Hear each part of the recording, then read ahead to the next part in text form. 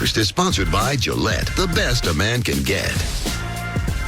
Hi, everyone, and welcome. This is First Things First. I'm Jen Wolf. That's the Hall of Famer Chris Carter. That is Nick Wright. And we had a game that kept us up late, but boy, did that entertain everyone. I can tell you everything we have over the course of the next 3 hours, but it all pretty much comes down to a little Monday Night Football. Let's get right to it. Patrick Mahomes and the Chiefs in L.A. taking on the Rams in the game that actually lived up to its much-anticipated hype in a big way. We picked this up in the fourth. Rams up 40-30. Mahomes hits Tyreek Hill for the 73-yard touchdown pass. Tyreek's second of the day. Chiefs within 3. Chiefs would score a defensive touchdown, but the Rams would retake the lead with that Jared Goff to Gerald Everett TD, 47-44, less than 3 minutes to go. Mahomes finds Chris Conley. That gave KC the lead, but Goff would respond again. Gerald Everett, again, 40 yards. Rams lead 54-51. Mahomes trying for the comeback, looking, escapes, throws, and it is intercepted by LaMarcus Joyner, one of his 5 turnovers on the night for Mahomes. The Rams escape with the win. 54-51 was your final. 105 points, over 1,000 yards of offense, and the Rams are now 10-1. Here's their quarterback, Jared Goff, on their big win. That was a crazy game, and it seemed like at the end, whoever had the ball last was going to win. That's what it felt like, and ultimately our defense had 2 turnovers there at the end that proved to be the winning turnovers, and it was back and forth the whole game. It was times where we felt like we had all the momentum. We thought we were going to put the knife in them and finish it, and then there was times where it was the other way around, where we're like, all right, we need to kind of claw back into this, and it was a fun one. It's the same as when we played New England. I mean, it's just, you can't make mistakes against great teams, and when you play these games, I mean, these are the games that you're going to play, hopefully, in the playoffs. And so you want to make sure that you limit your mistakes, but still at the same time be aggressive and still score points. It was a whirlwind. I feel like, I might need a couple beverages to relax tonight, but it was great. I mean, this is what you love so much about this game, and really what's the best part about it is that locker room, sharing that with the people that you love, the players, the coaches, this organization. But it was a great matchup, but it was just one game, and there's a lot of football left. We got to do a great job making sure that we respond. We get ourselves healthy as possible, and we're refreshed and ready to go when we play the Lions coming back from the bye. Such a good way to keep them all humbled. It felt like a playoff game, but to remind those guys that it was just one game and there's still more season to play. See, how impressive was last night's offensive explosion? It was very impressive, and especially coming into the game, we have to realize that this game was originally scheduled to be in Mexico City. I'm sure the people in Mexico City wish they would have gotten the same type of game, but because of the field conditions and given the extreme conditions, the forest fires in California, those guys, staff members of the Rams, they weren't in their homes. Jared Goff had to be evacuated from his home, and they only got back into town a couple days before this game. So you would think that there would be a lot of distractions and the quality of football would not be there. That was one of the things I was most impressive about. I don't think it affected the defenses. I think the offensive, the play calling, and the talent that's on those offenses, that's the way they would have played regardless. But I was impressed of how they moved the ball around. There was no one of the running backs, wide receivers, that they played a more prominent role, especially late in the game. You didn't know who was going to get the football. Yep. Typically in a game like this, you know where the ball's going to go, you know what's going to happen. And this was one, I mean, NFL, Big 12, welcome to the NFL, because it was exactly, you could not,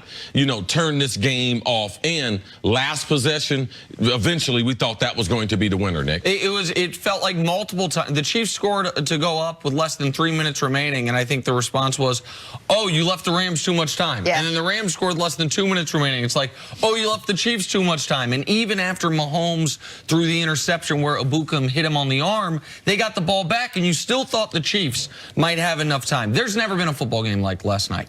99 years in the NFL, there had never been a team in league history score 50 and lose. And what, like, both teams had an opportunity to enter that category with the Chiefs having the ball late.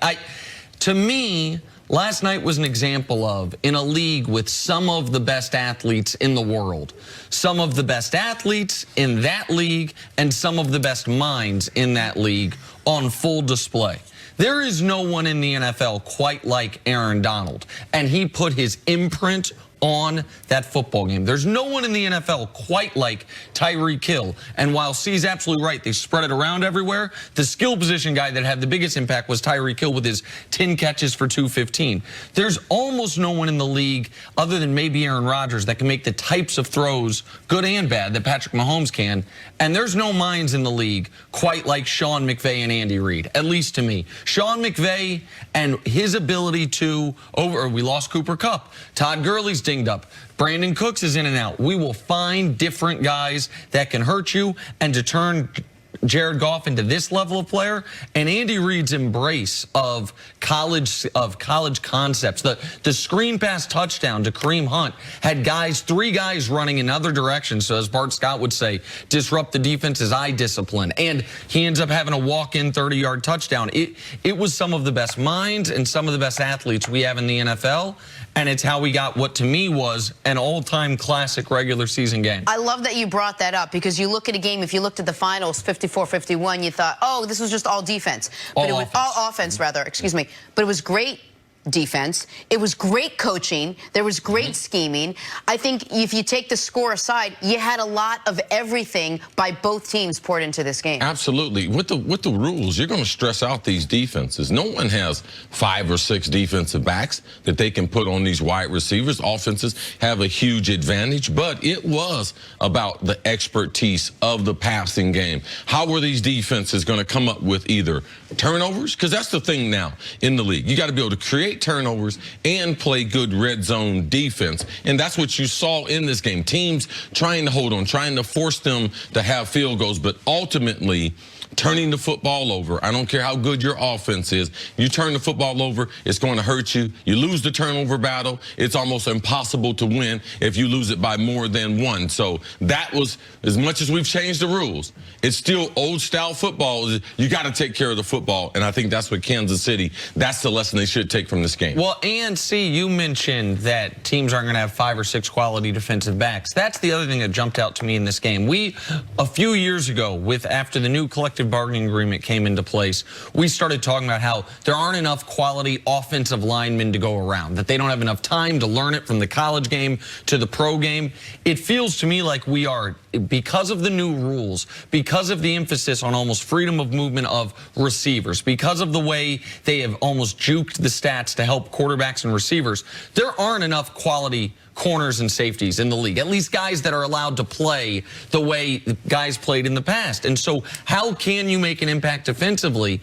It is more important than ever in this league to have somebody like Aaron Donald or Justin Houston or Dee Ford, guys. Obukam had the game of his life, guys that can make those flash plays, because you're not going to have a bunch of 3-and-outs. Teams are going to accumulate yards on you, and can you have one special front 7 player that can either take the ball away or, as we've talked about in the past, get a sack, which is worth about half a turnover as far as what the other team's going to do. Well, you know, going into this game, the game plan for Sean McVay, they were going to attack Orlando Scandrich, the cornerback for Kansas City. Now, he had a chance at 2 minutes, 15 seconds to be able to put this game away. He had an interception. They were in 2-man. He read it right. They had a sideline pattern on. He reads it right. He drops this interception.